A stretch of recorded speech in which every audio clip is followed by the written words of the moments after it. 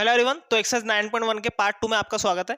तो यहाँ पर हम करने वाले क्वेश्चन नंबर 9 से लेकर जो 16 तक क्वेश्चन है वो सारे हम यहाँ पर करने वाले हैं, ठीक है। तो इसका क्वेश्चन नंबर 9 लिखा हुआ है, इसमें लिखा हुआ है the angle of elevation of the top of a building from the foot of the tower is 30 degree and the angle of elevation of the top of the tower from the foot of the building is 60 degree.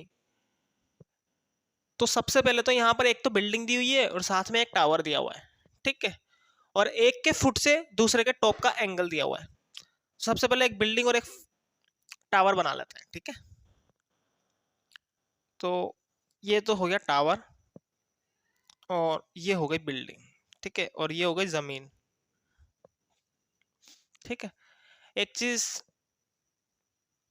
ध्यान देंगे यहाँ पे कि यहाँ पर जो tower की height है वो बिल्डिंग की हाइट से ज्यादा है, और वो हमें कैसे पता लगेगा वो भी पता लग जाएगा, ठीक है। दोबारा देखें, इसने कहा है कि the angle of elevation of the top of the building, ये बिल्डिंग का जो टॉप है उसका जो एंगल है, एंगल ऑफ एलिवेशन इसके फुट से, टावर के फुट से वो कितना दिया हुआ है, 30 डिग्री दिया हुआ है। तो इसका एंगल ऑफ एलिवेशन ये इस तरीके से बनेगा, ये दिया हुआ है 30 डिग्री, ठीक है।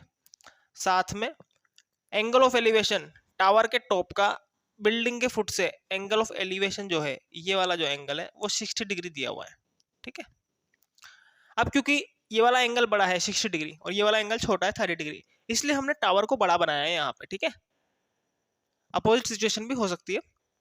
तो अगर बिल्डिंग का एंगल ऑफ एलिवेशन बड़ा होता तो हम बिल्डिंग को बड़ा बनाते हैं, ठीक है। फिर इसने इसी क्वेश्चन में आगे कहा है if the tower is 50 metre high find the height of the building. तो टावर की जो हाइट है वो दिया हुआ है, इसने कितना दिया हुआ है, 50 मीटर दिया हुआ है, यहाँ से लेकर यहाँ तक, ठीक है। तो आपको बिल्डिंग की हाइट फाइंड आउट करनी है। ऑब्वियसली जो हमें पता नहीं है उसको हम h मान लेते हैं, कुछ और भी मान सकते हैं। तो बिल्डिंग की हाइट को हम h मान लेते हैं, ठीक है, यहाँ से लेकर यहाँ तक, और इसका हम नामकरण भी कर देते हैं, इसको a b, इस पॉइंट को c और इस पॉइंट को d मान लेते हैं। तो शुरू करते हैं। सबसे पहले जो हमने माना है उसको लिख लेते हैं। सबसे पहले हमने क्या माना है, जो बिल्डिंग की हाइट है वो हमने h मानी है। तो let the height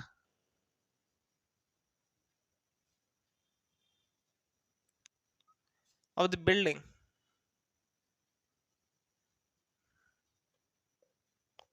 equal h metre, ठीक है।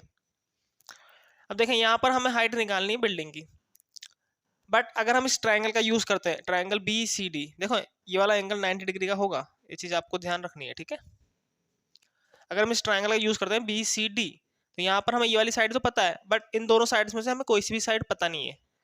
तो हम इसका यूज कर भी लेंगे तो हम एच की वैल्यू फाइंड आउट कर नहीं सकते, ठीक है। तो उसके लिए हम क्या करेंगे, पहले हम BC को फाइंड आउट करेंगे इस वाले ट्रायंगल से, ट्रायंगल ABC की मदद से। और जब हमें BC फाइंड आउट हो जाएगा, BC पता चल जाएगा, तब हम इस ट्रायंगल का यूज करेंगे BCD का, और तब हम H को फाइंड आउट कर सकते हैं इजीली। तो पहले हम ये वाला ट्रायंगल लेंगे, ट्रायंगल ABC। तो इन ट्रायंगल ABC, तो ट्रायंगल ABC में हमें BC फाइंड आउट करना है, ठीक है ना। तो ट्रायंगल ABC में ये वाला एंगल देखेंगे हम, तो 60 डिग्री के सामने वाला होगा परपेंडिकुलर, और ये वाला हो जाएगा बेस, और 90 डिग्री के सामने वाला हाइपोटेनियस होगा, ठीक है। तो हमें परपेंडिकुलर और बेस में रिलेशन चाहिए। परपेंडिकुलर और बेस में कौन सा रिलेशन होता है, टेन थीटा। थीटा के प्लेस पर कितना लिखेंगे, टेन 60 डिग्री।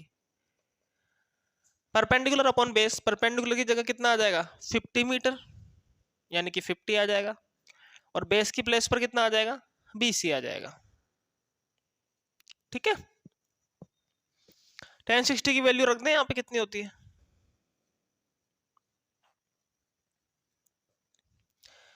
BC की वैल्यू फाइंड आउट करनी है तो BC को ऊपर भेज देंगे, √3 को नीचे लेकर आ जाएंगे, तो यहां से BC की वैल्यू मिल जाएगी हमें 50 अपॉन में √3, ठीक है, ये BC मिल गया। अब दूसरा वाला ट्रायंगल लें, ट्रायंगल BCD। तो इसके अंदर भी हमें 10 30, ये वाला एंगल लेंगे 10 30, 30 के सामने वाला ये हो जाएगा परपेंडिकुलर, और ये वाला बेस हो ही जाएगा। तो परपेंडिकुलर और बेस में क्या रिलेशन होता है, वापस से 10 30 डिग्री। देखिए परपेंडिकुलर के प्लेस पर तो एज आ जाएगा, और बेस के प्लेस पर कितना आ जाएगा, BC, tan 30 की वैल्यू रख दें 1/√3 h एज इट इज। अब BC की वैल्यू हम पहले निकाल चुके, तो इसको रख दें यहाँ पे। BC की जगह कितना आ जाएगा 50/√3। यहाँ अपॉन में √3 आएगा, तो जो नीचे आता है उसको हम डायरेक्ट ऊपर मल्टीप्लाई कर सकते हैं ना, तो ये √3 हमने ऊपर शिफ्ट कर दिया डायरेक्ट। ठीक है, अब यहाँ से हम h की वैल्यू निकाल सकते हैं इजीली। ठीक है, तो इसको हम क्रॉस मल्टीप्लाई करें, 50 को ऊपर भेज देंगे, √3 को नीचे भेज देंगे, तो ये 50 ऊपर आ गया, यहाँ पे √3 और एक √3 ये वाला, तो √3 इंटू √3, ठीक है, इक्वल में h। यहाँ ऊपर 50 है, नीचे क्या मिलेगा, √3 को √3 से मल्टीप्लाई करेंगे तो रूट हट जाएगा, यानी कि 3 बचेगा। ठीक है, ऐसे क्वेश्चन हम काफी सारे कर चुके हैं। 50/3 मिल गया हमें, क्योंकि ये हमें मीटर में दिया हुआ है, तो ये भी मीटर में मिलेगा, तो 50/3 मीटर। ठीक है ना, बिल्डिंग की हाइट मिल गई हमें। तो इसका क्वेश्चन नंबर 10 देखें, तो इसमें लिखा हुआ है 2 poles of equal heights are standing opposite each other on either side of the road which is 80 metre wide। तो इसने कहा है कि 2 पोल्स हैं जिनकी जो हाइट है वो इक्वल है और दोनों खड़े हुए हैं सड़क के किनारों पर। ठीक है, तो मान लेते हैं ये तो है रोड, और इसके एक किनारे पर तो एक पोल खड़ा हुआ है, दूसरे किनारे पर दूसरा पोल खड़ा हुआ है, और इन दोनों की हाइट जो है वो इक्वल है। ठीक है, साथ में इन दोनों पोल के बीच में जो डिस्टेंस इसने बताई है वो 80 मीटर है। ठीक है, from a point between them on the road the angles of elevation of the top of the poles are 60 degree and 30 degree respectively। तो इस रोड पर इन दोनों पोल्स के बीच में कोई पॉइंट दिया हुआ है हमें, मान लेते हैं यहाँ पर है, इस पॉइंट से इस पोल के टॉप का एंगल ऑफ एलिवेशन जो है वो 60 डिग्री है, और इस पोल के टॉप का एंगल ऑफ एलिवेशन जो है वो 30 डिग्री है। ठीक है, find the height of the poles and the distance of the points from the poles. तो आपको एक तो इन दोनों पोल्स की हाइट फाइंड आउट करनी है, साथ में ये जो पॉइंट है इस पॉइंट की इस पोल से जो डिस्टेंस है वो फाइंड आउट करनी है, और इस पॉइंट की इस पोल से डिस्टेंस भी फाइंड आउट करनी है। ठीक है, तो सबसे पहले तो इसकी हाइट फाइंड आउट करनी है, तो इसको h मान लेते हैं, क्योंकि दोनों पोल्स की जो हाइट है वो इक्वल है, तो अगर ये वाला h है तो वो वाला भी h होगा। साथ में इसका नामकरण कर देते हैं, इसको a मान लेते हैं, इसको b, इसको c, d और e। तो हमें कौन सी लेंथ फाइंड आउट करनी है, एक तो हमें BC फाइंड आउट करना है ये वाली डिस्टेंस, और CD भी फाइंड आउट करना है। ठीक है, तो यहाँ पर हमारे पास दो राइट ट्रायंगल बन रहा है, ये वाला जो एंगल है वो 90 डिग्री का होगा ऑब्वियसली। ठीक है, तो इन दोनों ट्रायंगल्स की मदद से हम फाइंड आउट करेंगे। कैसे करेंगे तो देखते जाए। सबसे पहले ये वाला ट्रायंगल ले लेते हैं, ट्रायंगल इन ट्रायंगल ABC। तो हमें BC फाइंड आउट करना है, एच भी फाइंड आउट करना है, तो इन दोनों के बीच में रिलेशन चाहिए हमें। ठीक है, तो थीटा के सामने वाला ये परपेंडिकुलर हो जाएगा और ये वाला बेस हो जाएगा। 90 डिग्री के सामने वाला हाइपोटेनियस है, बट इससे हमें कोई मतलब नहीं है अभी। तो परपेंडिकुलर और बेस में क्या रिलेशन होता है, tan थीटा होता है, यानी कि tan 60 डिग्री।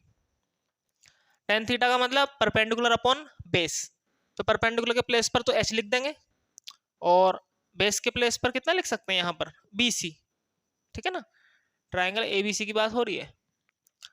यहां से tan 60 की वैल्यू रखें, कितनी होती है √3, ये एज इट इज आ गया, और अगर हम यहां से BC की वैल्यू निकालें तो कितना मिलेगा, h/√3 मिल जाएगा। ठीक है, ये BC की वैल्यू मिल गई। इसी तरीके से दूसरा ट्रायंगल भी ले लें, तो इन ट्रायंगल CDE। ठीक है, यहां पर क्या लिखेंगे, tan 30 डिग्री। ये वाला थीटा है तो इसके सामने वाला परपेंडिकुलर होगा इस बार, और ये वाला बेस हो जाएगा। ठीक है, तो परपेंडिकुलर अपॉन बेस, परपेंडिकुलर के प्लेस पर तो h ही आएगा। ठीक है ना, इसकी हाइट भी h है, और बेस के प्लेस पर कितना भी लिखेंगे CD, तो ये हो गया CD। tan 30 की वैल्यू रख दें, कितनी होती है, इसको नीचे रख देते हैं। ठीक है, tan 30 की वैल्यू 1/√3, और ये h/CD एज इट इज लिख दिया हमने। यहाँ से CD की वैल्यू निकालनी है, तो CD ये √3 ऊपर चला जाएगा, तो h इंटू √3 मिल गया हमें। तो BC मिल गया, CD मिल गया, बट हमें अभी एग्जैक्ट वैल्यू नहीं पता, क्योंकि यहाँ पर हमें h नहीं पता। तो एच को पता करने के लिए क्या करें, तो उसके लिए इसने एक कंडीशन दी हुई है कि बी से लेकर डी तक की जो टोटल डिस्टेंस है वो कितनी है, 80 मीटर है। इसका मतलब B C plus C D अगर हम करें तो 80 आना चाहिए, ठीक है ना। इसको रफ कर देते हैं ये,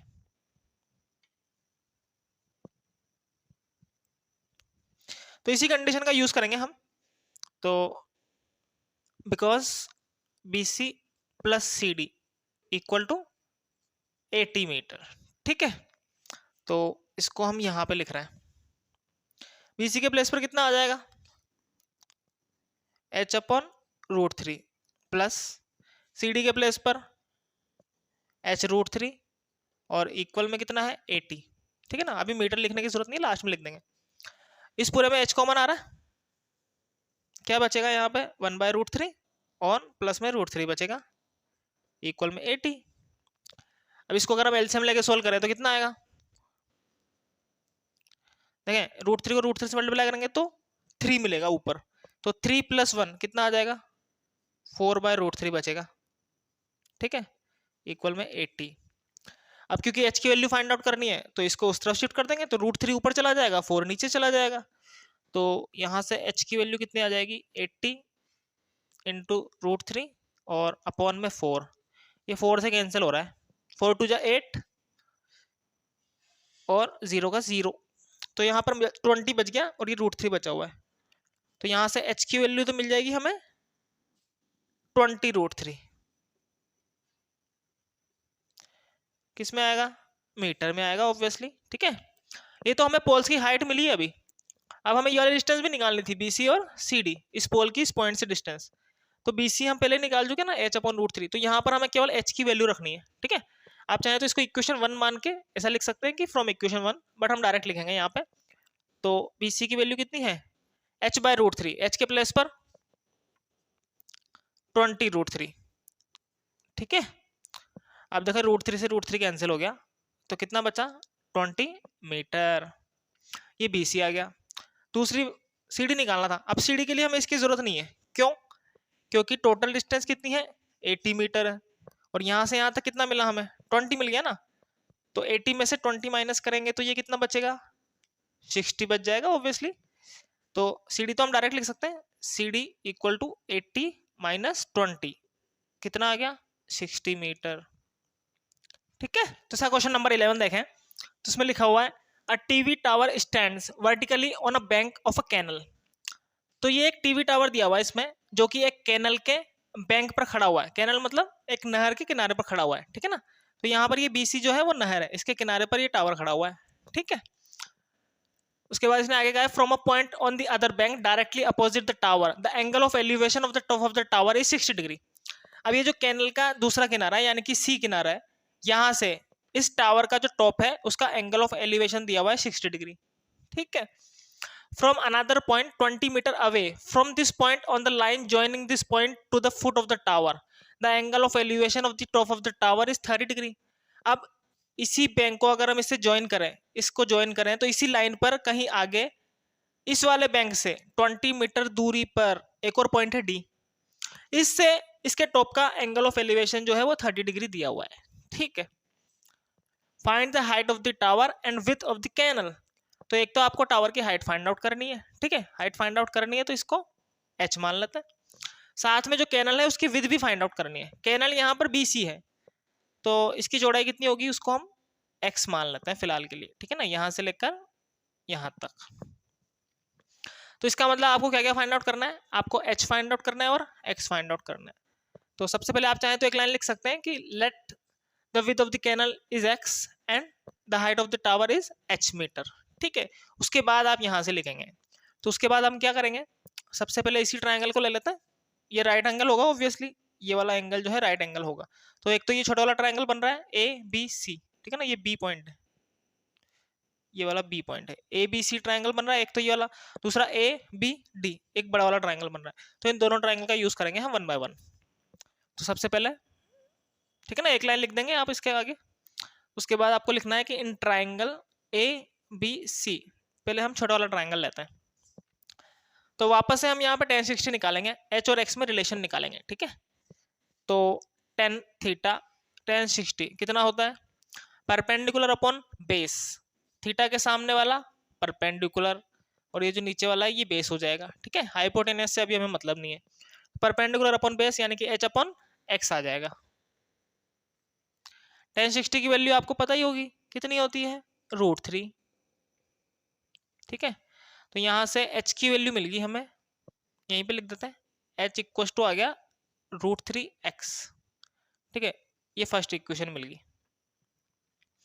सेकंड ट्रायंगल ले लें, in triangle A B D, ठीक है ना, बड़ा वाला ट्रायंगल ले लिया हमने।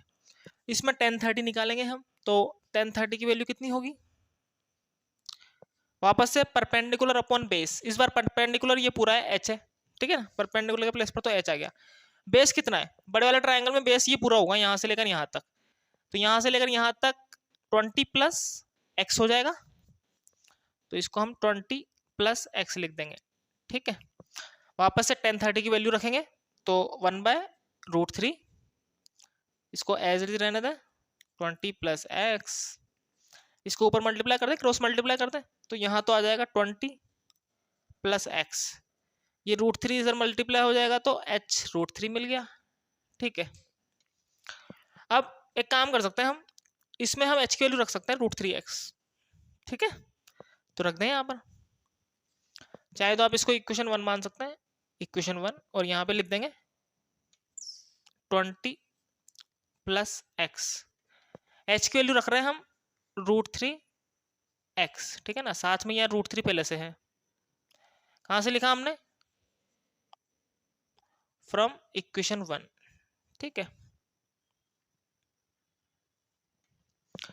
देखें ये मल्टीप्लाई का साइन है, तो यहाँ 20 प्लस एक्स तो एज इट इज रहने दें,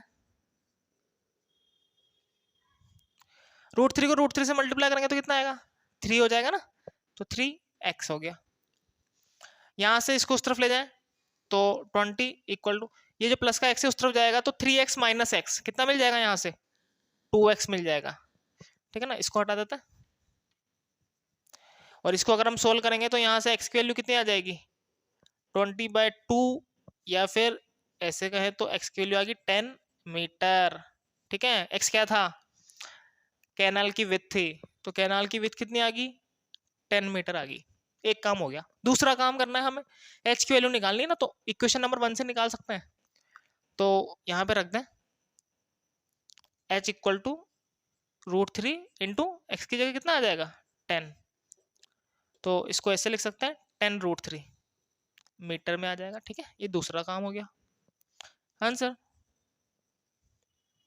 तो इसका क्वेश्चन नंबर 12 देखें, तो इसमें लिखा हुआ है from the top of a 7 metre high building the angle of elevation of the top of a cable tower is 60 degree. तो इस क्वेश्चन में एक तो बिल्डिंग दी हुई है जिसकी जो हाइट है वो 7 मीटर है, ठीक है, ये तो हो गई बिल्डिंग, साथ में एक केबल टावर है, ये केबल टावर है। तो बिल्डिंग के टॉप से केबल टावर के टॉप का, यानी कि इसका एंगल ऑफ एलिवेशन दिया हुआ है, एंगल ऑफ एलिवेशन हमेशा हॉरिजॉन्टल से लेते हैं, इसका मतलब ये हॉरिजॉन्टल बना दिया हमने, ठीक है। तो ये वाला जो एंगल दिया हुआ है वो 60 डिग्री दिया हुआ है, ठीक है। भले से यहाँ पर 60 डिग्री लग नहीं रहा होगा बट हमें 60 डिग्री मान के चलना है, ठीक है। And the angle of depression of its foot is 45 degree.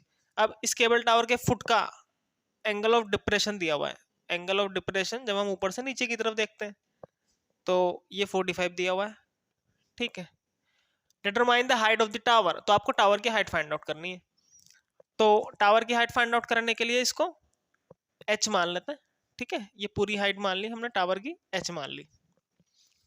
अब देखें ये बिल्डिंग की हाइट 7 मीटर है और ये एक रेक्टेंगल बन रहा है, ठीक है ना, ये वाला, ये a b c d मान लेते हैं, इसको e मान लेते हैं, ठीक है। तो ये बी सी ई डी ये एक रेक्टेंगल बन रहा है, तो ये 7 है तो ये भी 7 होगा यहाँ से यहाँ तक, ठीक है ना। तो ये बी डी की वैल्यू कितनी है, 7 है। और अगर ये यहाँ से यहाँ तक ये पूरी हाइट h है तो ये ऊपर वाला कितना होगा, ए बी पूरा h है, h में से 7 को सब्ट्रैक्ट करेंगे तो ये हो जाएगा h माइनस 7, ठीक है। ये हम इसलिए निकाल रहे हैं क्योंकि इस ट्रायंगल का हम यूज करना है। अब इस ट्रायंगल का यूज करेंगे तो यहाँ से हमें h मिल जाएगा, बट यूज करने के लिए हमें ये BC पता होना चाहिए पहले, और BC पता करने के लिए हमें पहले इस ट्राइंगल का यूज करना पड़ेगा, ठीक है। ये ऑब्वियसली राइट ट्राइंगल है, ठीक है। तो पहले हम ट्राइंगल BCD का यूज करेंगे, उसके पहले हम लिख लेते हैं कि हमने क्या कंसिडर किया है, क्या माना है। तो लेट द हाइट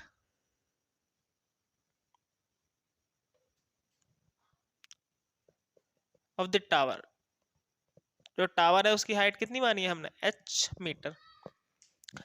तो पहले triangle in triangle BCD, triangle BCD में हमें BC फाइंड आउट करना है ना, तो थीटा के सामने वाला तो परपेंडिकुलर हो गया, ठीक है ना, ये वाला बेस हो जाएगा और ये वाला हाइपोटेनस हो जाएगा। तो परपेंडिकुलर और बेस में रिलेशन चाहिए हमें, इसका मतलब tan थीटा, tan थीटा की जगह कितना आ गया 45, परपेंडिकुलर की जगह कितना आ जाएगा 7, और बेस के प्लेस पर BC। tan 45 की वैल्यू सबको पता है कितनी होती है, 1 होती है, 7/BC। तो यहाँ से BC की वैल्यू कितनी मिल गई, 7 मीटर, ठीक है। तो ये मिल गया हमें 7। अब हम इस वाला ट्राइंगल का यूज कर सकते हैं, ट्राइंगल ABC। तो इन ट्राइंगल ABC वापस से ये हमें पता है, ये हमें फाइंड आउट करना है, इसका मतलब थीटा के सामने परपेंडिकुलर, ये वाला बेस है ऑब्वियसली। वापस से हमें परपेंडिकुलर और बेस में रिलेशन चाहिए, परपेंडिकुलर और बेस में क्या रिलेशन होता है, tan थीटा, थीटा के प्लेस पर 60 डिग्री, परपेंडिकुलर की जगह कितना आ जाएगा h-7, और बेस के प्लेस पर 7 निकाला, अभी हमने BC की वैल्यू निकाली ना 7, ठीक है। tan 60 की वैल्यू रख दें, कितनी होती है √3, इसको एज इट इज रहने दें। अब इसको क्रॉस मल्टीप्लाई करें, कितना आएगा 7√3 और h-7, यहाँ से h की वैल्यू निकालनी है, तो h को तो एज इट इज रहने दें, ये जो माइनस का 7 है इसको इस तरफ लेकर आएंगे, तो ये हो जाएगा प्लस का 7, और इस पूरे में हम 7 को कॉमन ले सकते हैं, तो √3 + 1, ठीक है ना, ये मीटर में आएगा ऑब्वियसली, मीटर। तो इसका क्वेश्चन नंबर 13 देखें, इसमें लिखा हुआ है as observe from the top of a 75 metre high lighthouse from the sea level. तो ये हम सी लेवल मान लेते हैं और ये लाइट हाउस मान लेते हैं, ठीक है। लाइट हाउस किसी शिप को वार्निंग देने के लिए बनाया जाता है, ठीक है ना, किसी भी शिप को समुद्र में मान लेते हैं पास में कोई चट्टान है, चट्टान से टकरा ना जाए, उसके लिए वार्निंग वगैरह देने के लिए लाइट हाउस बनाया जाता है। तो ये एक लाइट हाउस है जिसकी जो हाइट है वो है 75 मीटर, ठीक है।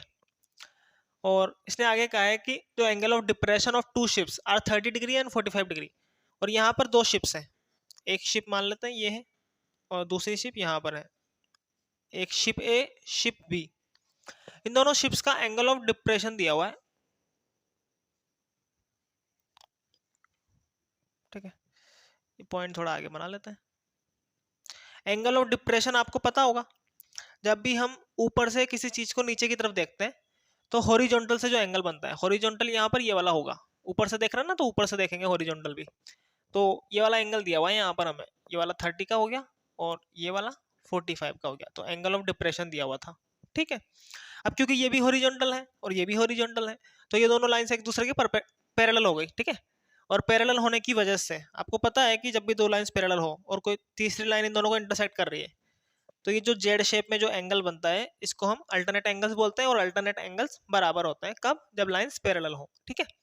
इसका मतलब अगर ये पूरा 45 है तो ये भी कितना होगा 45 हो जाएगा, और यहाँ से यहाँ तक 30 है तो ये वाला भी कितना हो जाएगा 30 हो जाएगा, ठीक है, अल्टरनेट एंगल्स की प्रॉपर्टी से। तो अब हमें ऊपर वाले से मतलब नहीं है, अब हमें इन दोनों एंगल से मतलब है, ठीक है ना। इसको ए बी माना ना, इसको सी मान लेते हैं और इसको डी मान लेते हैं। तो यहाँ पर एक ट्राइंगल तो ये बन गया BCD, दूसरा ट्राइंगल बन गया ACD, तो इन दोनों ट्राइंगल्स का यूज करेंगे हम, ठीक है। अब फाइंड आउट क्या करना है, तो find the distance between the 2 ships, तो ये शिप A शिप B, इन दोनों के बीच की डिस्टेंस फाइंड आउट करनी है। अब बीच की डिस्टेंस पता नहीं है तो x मान लेते हैं, ठीक है। तो शुरू करें, सबसे पहले जो हमने माना है उसको लिख लेते हैं। तो सबसे पहले हमने late the distance between two ships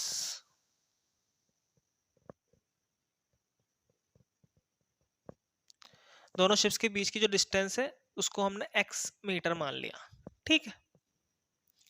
अब हम वाला ट्रायंगल ले लेते हैं पहले, triangle BCD, in triangle BCD। तो ट्रायंगल BCD में देखें, ये वाली डिस्टेंस हमें पहले फाइंड आउट करनी है BC, और ये हमें पहले से पता है। तो इन दोनों के बीच में क्या रिलेशन होगा, थीटा के सामने वाला परपेंडिकुलर और ये वाला बेस हो जाएगा, ठीक है। ये क्यों फाइंड आउट करनी है, क्योंकि ये इस वाले ट्रायंगल का पार्ट है और इसमें हम इसको यूज करेंगे इसलिए। तो इसमें अगर हम 1045 देखें, टेन थीटा आपको पता ही है कितना होता है, परपेंडिकुलर अपॉन बेस। परपेंडिकुलर की जगह कितना आ जाएगा 75, और बेस के प्लेस पर कितना लिख सकते हैं BC। 1045 की वैल्यू पता ही है 1 होती है, 75/BC। तो यहाँ से BC की वैल्यू कितनी मिल जाएगी हमें, 1 मिल जाएगी ना। तो BC इक्वल टू 75 मीटर। तो ये BC मिल गया हमें। अब बड़ा वाला ट्रायंगल ले लें, ट्रायंगल ACD, ए तो रही गया, इन ट्रायंगल ACD, ठीक है। वापस है 1030 निकालें, इसमें कितना होता है ये वाला, तो थीटा के सामने वाला परपेंडिकुलर बेस, इस बार ये पूरा बेस हो जाएगा, ठीक है। तो परपेंडिकुलर की जगह तो 75 आएगा, बेस की जगह ये पूरा AC की वैल्यू कितनी है देखो, BC की वैल्यू हमें मिल चुकी ना, कितनी आई थी 75 मीटर, यहाँ से लेकर यहाँ तक 75 मिल गया हमें, ये लिखा हुआ। यहाँ से यहाँ तक x है, तो पूरा कितना होगा x प्लस 75, तो इसकी जगह लिख सकते हैं हम x प्लस 75। तो 1030 की वैल्यू 1/√3 और 75 as it is, x plus 75 ये भी एज इट इज। इसको क्रॉस मल्टीप्लाई करें कितना आएगा, तो x प्लस 75, ये √3 ऊपर चला जाएगा तो 75√3 मिल गया। तो यहाँ से x की वैल्यू मिल जाएगी हमें 75√3 माइनस का 75, ठीक है। इसमें से 75 को कॉमन ले सकते हैं, तो √3 माइनस का 1 किस में मिलेगा, मीटर में मिलेगा। तो x क्या माना था हमने, डिस्टेंस मानी थी, दोनों शिप्स के बीच की जो डिस्टेंस है वो 75√3 माइनस 1 मिल गई हमें। तो आप इसे नोट कर लें पहले। तो क्वेश्चन नंबर 14 देखें, तो इसमें लिखा हुआ है a 1.2 metre tall girl spots a balloon moving with the wind in a horizontal line at a height of 88.2 metre from the ground. तो यहाँ पर एक लड़की खड़ी हुई है, ये एक बलून को देखती है, और इस बलून की जो ग्राउंड के साथ हाइट है वो 88.2 मीटर है, ठीक है। और इस लड़की की जो हाइट है वो 1.2 मीटर दी हुई है। फिर इसने आगे कहा है कि the angle of elevation of the balloon from the eyes of the girl at any instance is 60 degree. After some times the angle of elevation reduces to 30 degree. Find the distance travelled by the balloon during the interval. तो जब इसने इस balloon को यहाँ पर देखा तो angle of elevation जो है हॉरिजॉन्टल के साथ, ये हॉरिजॉन्टल लाइन है, तो हॉरिजॉन्टल के साथ एंगल ऑफ एलिवेशन 60 डिग्री है। ये बलून यहाँ से चलकर यहाँ पर आ गया, हवा के साथ उड़ के आगे आ गया। तो ये जो एंगल ऑफ एलिवेशन है अब इसका वो 30 डिग्री है, पहले 60 था अब 30 हो गया, ठीक है। तो आपको ये वाली डिस्टेंस फाइंड आउट करनी है कि ये बलून यहाँ से यहाँ तक, इस बलून ने जितनी डिस्टेंस ट्रेवल करी वो फाइंड आउट करनी है आपको, ठीक है। तो इसने कितनी डिस्टेंस ट्रेवल करी उसको हम x मान लेते हैं, x मीटर, ठीक है। तो इसको लिख लेते हैं पहले, let the distance travelled by the balloon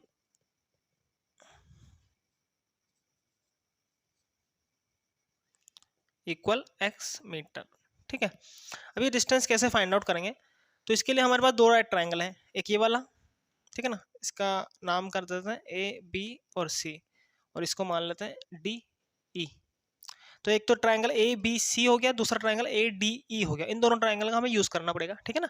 ये एंगल 90 डिग्री है ऑब्वियसली, ये वाला भी 90 होगा, ठीक है। बट इसका यूज करने के लिए हमें ये वाली हाइट पता होनी चाहिए BC, ठीक है ना। यहाँ पर भी ये DE पता होना चाहिए। इसने बलून की ग्राउंड से हाइट दी हुई है 88.2 मीटर, ठीक है। और हमें पता है कि जो लड़की की हाइट है 1.2 मीटर है, इसका मतलब यहाँ से यहाँ तक ये कितना होगा 1.2। तो अगर हम 88.2 में से 1.2 को माइनस करें तो ED मिलेगा नहीं मिलेगा, कितना मिलेगा 87 मीटर, ठीक है। ये DE मिल गया, और DE और BC बराबर है। तो अब हम इसका यूज करते हैं। तो सबसे पहले वाला ट्रायंगल ले लेते हैं, in triangle A B C. तो ट्राइंगल ए बी सी में अगर हम 1060 देखें तो क्या होगा, 1060 तो परपेंडिकुलर अपॉन बेस 60, ये वाला थीटा के सामने वाला परपेंडिकुलर, ठीक है, और ये वाला हो जाएगा बेस। परपेंडिकुलर की जगह तो आ जाएगा BC, ये हो गया BC, और बेस के प्लेस पर कितना होगा AB। तो 1060 की वैल्यू रखें कितनी है, √3। BC की वैल्यू कितनी होगी, BC ED कितना है 87, तो ये हो गया 87 अपॉन में AB। तो यहाँ से AB की वैल्यू निकालना है, तो 87/√3, ठीक है, इक्वेशन नंबर 1। अब दूसरा वाला ट्रायंगल लेंगे ADE। तो ट्रायंगल ADE, इसमें अगर हम 1030 देखें तो क्या होगा, वापस से परपेंडिकुलर अपॉन बेस, तो इस बार परपेंडिकुलर क्या होगा, ये वाला हो जाएगा, और बेस इस बार ये पूरा होगा यहाँ से लेकर यहाँ तक, ठीक है ना, AD। तो परपेंडिकुलर की जगह तो हम लिख देंगे 87, और बेस की जगह इस पूरे को हम ऐसे लिख सकते हैं AB + x। तो AB + x, 1030 की value 1/√3, 87 as it is, AB को भी एज इट इज रहने दें। अब इसको क्रॉस मल्टीप्लाई करें कितना आ रहा है, तो AB + x, ये √3 87 से मल्टीप्लाई होगा तो 87√3, ठीक है। अब यहाँ पर हमें AB की वैल्यू रखनी है और फिर उसके बाद इसे सोल्व करना है, तो उसके लिए पहले इसको रफ कर देते हैं, ठीक है।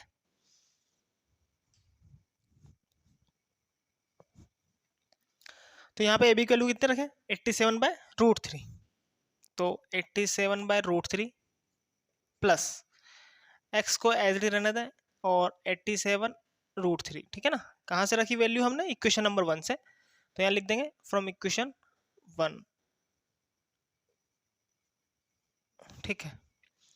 क्योंकि हमें x की वैल्यू निकालनी है तो इसको उस तरफ भेज दें, 87√3, ये प्लस का उस तरफ गया तो माइनस का हो गया।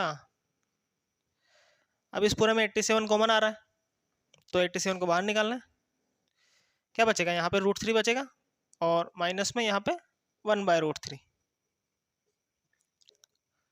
अब इसको एलसीएम लेके सोल्व करें कितना आएगा यहाँ पे, तो √3 × √3, ऊपर बचेगा 3 - 1, ठीक है ना, 3 - 1 कितना हो जाएगा 2, तो 2/√3 बचेगा यहाँ पे। अब क्योंकि नीचे अपॉन में √3 आ रहा है तो इसको हम √3 से ऊपर और नीचे मल्टीप्लाई करेंगे, रैशनलाइज करेंगे, तो √3 अपॉन √3, तो नीचे तो बन गया 87 × 2 × √3, और नीचे √3 × √3 3 मिल जाएगा। अब 3 से कैंसिल हो रहा है, ये 3 × 2 = 6, 3 × 9 = 27, 29 को 2 से मल्टीप्लाई करें तो कितना मिलेगा 58, और √3 एज इट इज। तो ये x किस में मिलेगा, हमें मीटर में मिलेगा ऑब्वियसली, तो यहाँ पे मीटर लगा दें, तो ये आ गया आंसर। तो इसका क्वेश्चन नंबर 15 देखें, तो इसमें लिखा हुआ है A straight highway leads to a foot of a tower. A man standing at the top of the tower observes a car at an angle of depression of 30 degree, which is approaching to the foot of the tower with the uniform speed. ठीक है, तो सबसे पहले इसने यहाँ तक क्या कहा उसको लिख लेते हैं। सबसे पहले इसने कहा कि हाईवे है, तो ये हाईवे मान लिया हमने, ठीक है, जो कि एक टावर तक जाता है, ठीक है ना, तो इसको हमने टावर मान लिया। और इस टावर के ऊपर से यहाँ से कोई आदमी एक कार को देखता है, मान लेते हैं वो कार यहाँ पर है, ठीक है ना, ये A पॉइंट से हम कार को रिप्रेजेंट कर रहे हैं। तो इस कार को जब ये देखेगा तो एक एंगल बनेगा, ठीक है, और वो एंगल बन रहा है एंगल ऑफ डिप्रेशन, यानी कि जब ऊपर से नीचे की तरफ देखते हैं तो हॉरिजॉन्टल से जो एंगल बनेगा वो angle of depression which is 30 degree, ठीक है। और ये जो कार है वो इस टावर की तरफ जा रही है, टावर की फुट की तरफ जा रही है यूनिफॉर्म स्पीड से, यानी कि जो इसकी स्पीड है वो फिक्स है, चेंज नहीं होती। जैसे कि 60 की स्पीड से तो 60 ही रहेगी, 80 नहीं हो जाएगी, ना ही 40 हो जाएगी, ठीक है ना, रुकेगा तब भी 60 ही रहेगी, ठीक है। तो 6 सेकेंड्स लेटर अब 6 सेकंड बाद the angle of depression of the car is found to be 60 degree. अब 6 सेकंड बाद, अब ये चलती जा रही है ना, तो चलते चलते यहाँ पर आ गई, ये थोड़ा सा आगे आ गई किसी पॉइंट बी पर। तो अब एंगल ऑफ डिप्रेशन जो है वो पहले 30 था, अब जो एंगल ऑफ डिप्रेशन है वो 30 से बढ़कर 60 डिग्री हो गया। ठीक है, और यहाँ से यहाँ तक जाने में इसको कितना टाइम लगा है? यहाँ से यहाँ तक जाने में इसको लगे 6 सेकंड लगे हैं। ठीक है, find the time taken by the car to reach the foot of the tower from this point. अब यहाँ से ये चलता जा रहा है आगे, तो इसको इस बिल्डिंग के फुट तक यानी कि टावर के फुट तक पहुंचने में कितना टाइम लगेगा यहाँ से यहाँ तक जाने में, वो तो हमें निकालना है। तो जो निकालना है उसको मान लेते हैं। क्या मान लें? इसको मान लेते हैं टी सेकंड। ठीक है, तो ये जो टाइम लग रहा है इसको टी मान लिया हमने। ठीक है ना, टी लिख देंगे, काफी आप समझ जाएंगे कि ये सेकंड में होगा। ठीक है, अब इसको कैसे निकालें? देखें, अगर हम इस ट्राइंगल का यूज करें, मान लेते हैं ये जो ट्राइंगल है, टावर की हाइट पता नहीं है तो इसको भी एच मान लेते हैं। जब हम इस ट्राइंगल का यूज करेंगे, इसको ए बी, इसको सी मान लेते हैं, इसको डी मान लेते हैं, तो यहाँ पर हम लिखेंगे, मान लेते हैं 1030। ठीक है, तो 1030 लिखेंगे तो वहां पर परपेंडिकुलर अपॉन बेस, वहां पर हमें क्या चाहिए? लेंथ चाहिए, और यहाँ पर हमें बीसी की लेंथ पता ही नहीं है, यहाँ तो हमें टाइम पता है ना। तो अगर हमें ये डिस्टेंस निकालनी है, तो डिस्टेंस निकालने के लिए क्या करें? तो आपको एक फॉर्मूला पता होगा कि जो डिस्टेंस है, डिस्टेंस उसको हम इस तरीके से निकाल सकते हैं, स्पीड इनटू टाइम। ठीक है ना, इसी फॉर्मूले को हम ऐसे भी लिख देते हैं, speed equal distance upon time.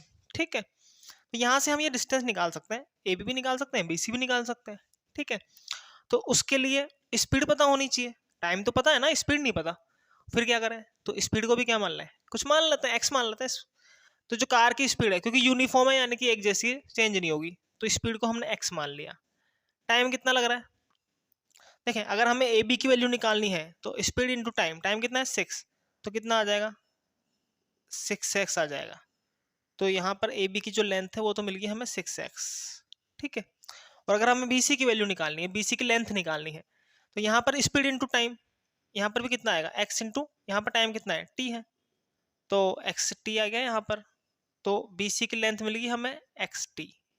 ठीक है, तो ये हमने इन दोनों की लेंथ निकाली है, यहाँ पर तो निकाली हमने ए बी की, और यहाँ पर निकाली हमने बी सी की। ठीक है, तो यहाँ तक आपको कोई दिक्कत नहीं है। ठीक है, अब इस ट्रायंगल का यूज़ कैसे करेंगे? आपको पता ही है कि ये भी हॉरिजॉन्टल है, ये भी हॉरिजॉन्टल है, तो दोनों लाइंस एक दूसरे के पैरेलल है। पैरेलल है तो अल्टरनेट इंटीरियर एंगल्स जो है वो इक्वल होंगे। अगर ये पूरा 60 है तो ये भी 60 होगा, और ये 30 है तो ये वाला भी 30 होगा।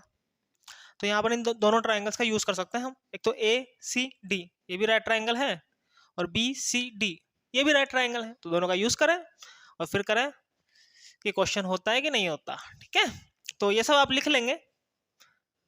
हम डायरेक्ट स्टार्ट करते हैं in triangle B C D. B C D, तो ट्राइंगल बी सी डी में देखें क्या मिलेगा। अगर हम इसमें यहाँ पे 1060 निकालें, 1060 डिग्री, तो परपेंडिकुलर अपॉन बेस, अब तक तो आपको पता चल गया होगा कि कौन सा परपेंडिकुलर है कौन सा बेस है। ठीक है ना, थीटा के सामने वाला परपेंडिकुलर हो गया और नीचे वाला बेस हो जाएगा। तो परपेंडिकुलर की जगह तो एच लिख देंगे, बेस की जगह बी सी, और बी सी की वैल्यू कितनी है? X into T. 1060 की वैल्यू आपको पता ही है अच्छे से, √3। ठीक है, यहाँ से एच की वैल्यू निकालना है, तो एच की वैल्यू मिलेगी हमें √3x t, और इसको इक्वेशन नंबर 1 मान लेते हैं। ठीक है, सेकंड ट्राइंगल ले लेते हैं, ट्राइंगल ए सी डी। तो अगर ट्राइंगल ए सी डी में देखें तो अब 1030 निकालना पड़ेगा हमें, तो 1030 डिग्री क्या होगा?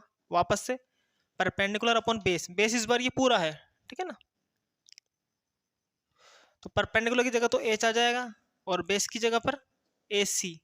अब देखें, ए बी 6x है, बी सी एक्स टी है, तो ए सी कितना होगा? 6x प्लस एक्स टी, तो 6x प्लस एक्स टी, ये ए बी की वैल्यू लिख दी हमने।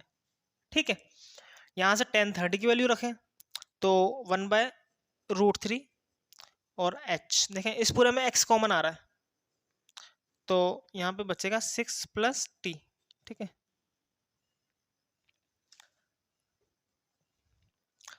अब थोड़ी देर पहले हमने h की वैल्यू निकाली थी ना, तो इस h की वैल्यू को हम यहाँ रख दें, ठीक है। तो 1/√3 और h की वैल्यू है √3xt। यहाँ नीचे क्या है x और 6 + t। देखें ये x से x कैंसिल हो गया। अब इसको क्रॉस मल्टीप्लाई करें तो ये 6 + t तो 1 से मल्टीप्लाई हो जाएगा, तो 6 + t, और ये √3 ऊपर जाके √3 × √3 कितना हो जाएगा, 3 मिलेगा यहाँ पे हमें, ठीक है। और ये t, अब इस इक्वेशन को सोल्व करना तो आपको अच्छे से आता है। ये जो प्लस का t है उसको उस तरफ ले जाएंगे तो 3t माइनस का t, यहाँ पे आ जाएगा 2t = 6, और जैसे ही हम 2 से डिवाइड करेंगे तो t की वैल्यू आ जाएगी 6/2 विच इज 3। t क्या है, टाइम है, और टाइम किस में लिया है हमने, सेकंड में लिया है, तो ये भी किस में मिलेगा हमें, सेकंड में मिलेगा, ठीक है। तो ये आपका क्वेश्चन नंबर 15 कंप्लीट हो गया है, तो आप इसे नोट करें।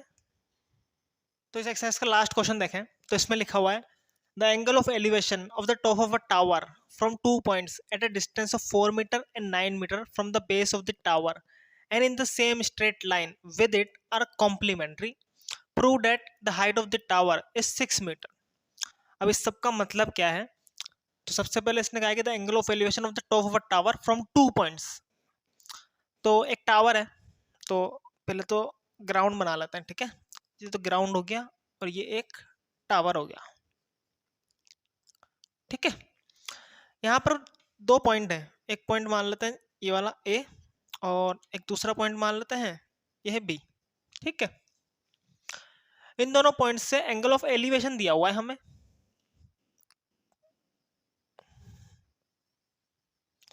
वो जो एंगल ऑफ एलिवेशन है वो कॉम्प्लीमेंट्री है, ठीक है ना। यही कहा है इसने पूरी लाइन में कि जो इन दोनों पॉइंट्स का जो एंगल ऑफ एलिवेशन है वो कॉम्प्लीमेंट्री है। कॉम्प्लीमेंट्री का मतलब आपको पता होगा, कोई भी दो एंगल्स कॉम्प्लीमेंट्री कब कहलाते हैं, जैसे कि कोई दो एंगल्स हैं, एक A और दूसरा एंगल है B, तो ये दोनों एंगल्स कॉम्प्लीमेंट्री कहलाते हैं यदि इन दोनों का जो सम है वो 90 डिग्री हो। कितना होना चाहिए, 90 डिग्री होना चाहिए दोनों को मिला के, ठीक है। तो अगर हम A को थीटा मान लें तो B कितना होगा, अगर A की जगह थीटा रखें तो B कितना मिलेगा, ये थीटा को उस तरफ ले जाए तो B की वैल्यू मिल जाएगी हमें 90 माइनस थीटा, ठीक है। तो ये वाला एंगल मिल गया हमें 90 माइनस थीटा, ठीक है। साथ में इसने ये भी कहा है कि ये वाला जो पॉइंट है इसकी इससे फुट से डिस्टेंस दी हुई है हमें, ठीक है। फुट से जो डिस्टेंस है वो 4 मीटर है, ये BC की जो लेंथ है वो तो 4 है, और A से लेकर C तक की जो लेंथ है यहाँ से यहाँ तक वो 9 मीटर है, ठीक है। ये कहा है इसने, और आपको प्रूव करना है कि जो टावर की हाइट है वो 6 मीटर है। एक तरीके से यूं मान सकते हैं कि हमें टावर की हाइट 6 मीटर लेकर आनी है, अभी हमें पता नहीं है, मान लेते हैं, ठीक है। तो क्या मान लें इसको, टावर की हाइट को h मान लेते हैं। अब हम h की वैल्यू 6 लेकर आएंगे, निकालनी है मतलब। तो दो ट्राइंगल बन रहे हैं हमारे पास, एक तो ACD ये भी राइट ट्राइंगल होगा, और BCD ये भी राइट ट्राइंगल होगा, तो इन दोनों का यूज करेंगे हम। तो शुरू करते हैं। सबसे पहले ट्राइंगल, इन ट्राइंगल बड़ा वाला ले लेते हैं पहले, इन ट्राइंगल ACD। तो ट्राइंगल ACD में देखें तो tan थीटा निकालें कितना होगा, tan theta perpendicular upon base, theta के सामने वाला परपेंडिकुलर, और ये पूरा का पूरा नीचे वाला कितना हो जाएगा, बेस हो जाएगा। परपेंडिकुलर की जगह कितना लिख सकते हैं, h लिख सकते हैं, बेस की जगह AC, ठीक है। tan थीटा ऐसा का ऐसा ही रहेगा, h की वैल्यू h ही रहेगी, AC की वैल्यू कितनी है 9 है, ठीक है। सेकेंड इक्वेशन ले लें, उसमें क्या है, ये इक्वेशन नंबर 1 मान लेते हैं। दूसरा ट्राइंगल कौन सा है, ट्राइंगल BCD, इन ट्राइंगल BCD, ठीक है ना। ये ट्राइंगल थोड़ा बड़ा बनाना, ये तो इसमें अगर हम देखें तो 10 यहाँ पर ये पूरा एंगल है 90 माइनस थीटा, तो 10 90 माइनस थीटा कितना होगा, वापस से परपेंडिकुलर अपॉन बेस, परपेंडिकुलर की जगह तो h ही आएगा, बेस की जगह इस बार कितना आएगा BC, 10 90 माइनस थीटा। आपको पता होगा 1090 माइनस थीटा जो है वो कॉट थीटा के बराबर होता है, ठीक है ना, ट्रिग्नोमेट्री पढ़ी है ना अच्छे से। और बीसी की वैल्यू कितनी है 4 मीटर। और आपको एक और बात पता होगी कि कोट थीटा को हम 1/10 थीटा लिख सकते हैं, और h/4 एज इट इज। उसका फायदा क्या हुआ, फायदा ये हुआ कि 10 थीटा की वैल्यू हमें पता है h/9, तो यहाँ पे रख दें, ठीक है। तो यहाँ पे वैल्यू रखेंगे तो कितना आएगा 1/10 थीटा की जगह h/9, तो h तो नीचे आ गया और 9 ऊपर चला गया, ठीक है। ये h/4। अब यहाँ पे आप चाहे तो लिख सकते हैं साइड में फ्रॉम इक्वेशन 1, इक्वेशन नंबर 1 से वैल्यू रखी है हमने, ठीक है। अब आपको पता ही है क्या करना है, क्रॉस मल्टीप्लाई करें, 9 4 जा 36, और h को s से मल्टीप्लाई करेंगे तो h स्क्वायर इक्वल में 36 मिलेगा। स्क्वायर हटाएंगे तो क्या आएगा, स्क्वायर रूट लग जाएगा 36 पे, और जब भी स्क्वायर रूट लगाते हैं तो प्लस और माइनस 2 सिंबल आते हैं। 36 का रूट कितना होता है 6 होता है, तो h की वैल्यू 6, और अगर माइनस का साइन लेंगे तो h की वैल्यू माइनस का 6, ठीक है। 2 वैल्यूज मिलेगी हमें, चाहे तो यही लिख लें एक बार, पहले 36 का रूट 6 आया, फिर हमने एक बार प्लस में लिया एक बार माइनस में लिया। अब इन दोनों में से कौन सी वैल्यू होगी h की, देखें h क्या है, हाइट है टावर की, और हाइट कभी भी नेगेटिव नहीं हो सकती, ठीक है ना। नेगेटिव मतलब जमीन में चलेगा क्या, ऐसा तो नहीं है ना। तो हाइट नेगेटिव नहीं हो सकती, तो ये वाली वैल्यू तो पॉसिबल ही नहीं है। तो h की वैल्यू कितनी होगी 6 होगी, तो h इक्वल में 6 मीटर। तो ये प्रूफ हुआ कि नहीं हुआ, हो गया ना, h की वैल्यू 6 मिल गई हमें, ठीक है। तो ये आपका चैप्टर नंबर 9 कंप्लीट हो चुका है। अगर आपको इस चैप्टर से रिलेटेड कोई भी डाउट है तो आप कमेंट जरूर कराएं, ठीक है। और मिलते हैं नेक्स्ट चैप्टर में, तब तक के लिए बाय बाय।